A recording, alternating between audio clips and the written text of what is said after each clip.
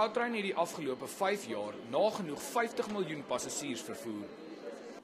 Die 24 treine in sy vloot word daagliks nagegaan om te verseker dis veilig en 59 drywers onder wie 10 vroue besorg die miljoene pendelaars by hulle bestemmings. Die Gautengse LER vir vervoer het die Gautrain depot besoek en eerstehands gesien watter veiligheidsmaatreëls geld.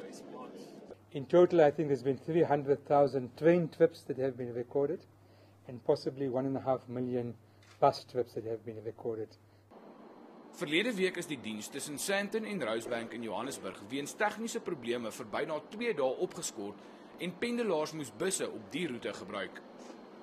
Laasweek het 'n wissel net suid van Sandton onklaar geraak en as gevolg daarvan het ons nie treine in daai gedeelte gehardloop nie.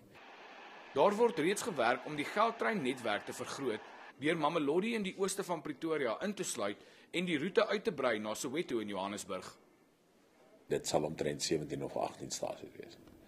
Ons het nou 'n raadgewende ingenieursfirma konsortium aangestel en hulle doen nou die gangbaarheidsstudie.